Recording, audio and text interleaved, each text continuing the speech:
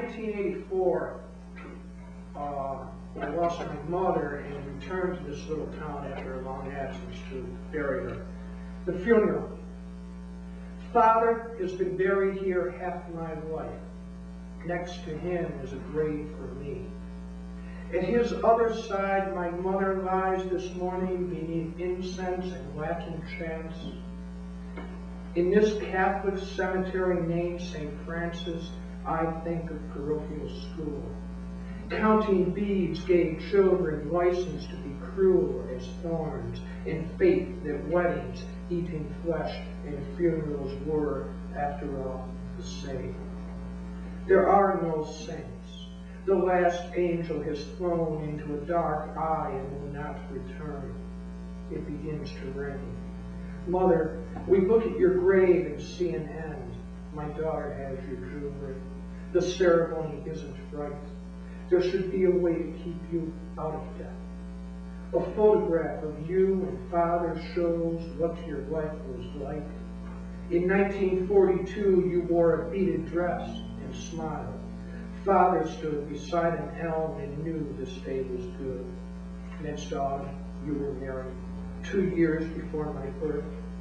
You held those events as sacraments, even after death and loss. Now, in an uneventful town, less smaller by your leaving, the rain comes harder as we move away and home, wherever that may be.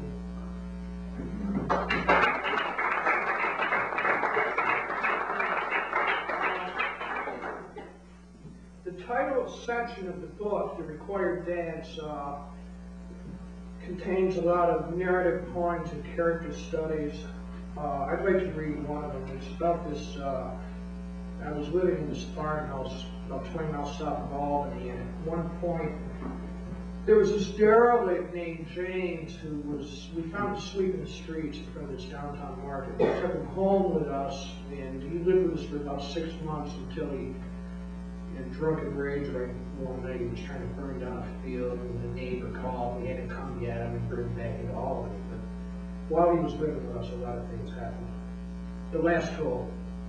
We found him sweeping the streets of a downtown Italian market and drove him home with us to the side of a dirt road. He had been the city's favorite derelict. 56 years old, unkempt gray hair, beard, a paralyzed hand, and he wore the same pair of pants throughout the year I knew him. His name was James, he would insist, and if you called him Jimmy, he wouldn't speak to you for a week. When he got angry, he waved his bad hand. He told us romance deferred sickens the heart, and declared the greatest day in American history was when the lights went out in New York City and youth directed traffic with white handkerchiefs. Once he tried to burn down a field, but again and again the wind put out the match flame.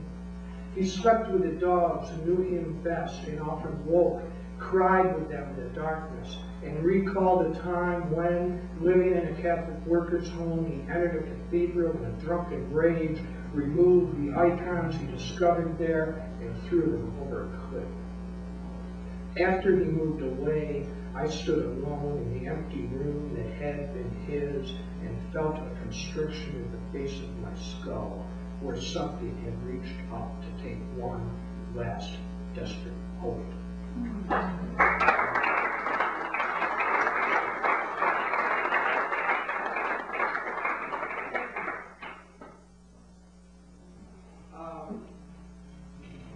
The last point I'll read from the book, it's title point from Richard Hugo, who was a poet that some of you may have read, who was a major influence on me, and I had gone up to Montana to try to hook up with him and study with him. He was very sick at the time. That didn't work out. I went broke, and I wound up in a mission in the village, Montana. Poem from Richard Hugo. 1. Montana Rescue Mission. If we sang the hymns and prayed, we ate the poor meal. At night, women rose in our sleep like angels of childhood. Children laughed, and money blessed our palms. When we woke, no women floated through the dank stench of rotting mattresses. If children laughed, they gnashed their teeth and jeered. Any brand of cigarette was a currency we could believe. Mornings in the tan air and dust, we sat looking at the earth which bore us and tried to think of simple ways to save our lives. In that alley behind the blue stucco mission, we knew eternity now said there was no hope. Wind from the plains swirled over our failures, and each day lingered homeless. If mountains mattered, they pointed a permanent direction to a heaven we couldn't see. When we sang, our voices cracked. When we prayed, we didn't mean it. 2, believing is so. Believe in a voice of stone, then listen for its one true sound, echo of water. Names are what we live by. Call the world forever. Believe this is so because you have made certain it will go on. Remember the woman who haunts the river? The sand in your throat is her last song, your trout run every spring. Summer in Montana, you were dying.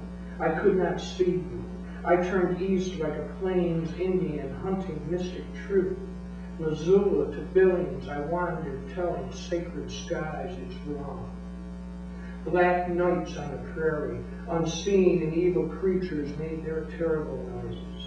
Antelope soared over fields at dawn, horses raced through mountain wind, and mothers fed their sons.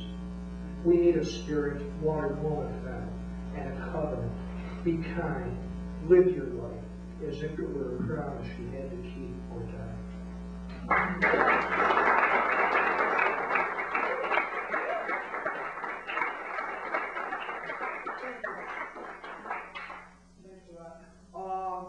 One thing the book did, I've been in a real leak period. I haven't been writing a lot, and kind of the book put that to, it got me writing things, so I'm going to read some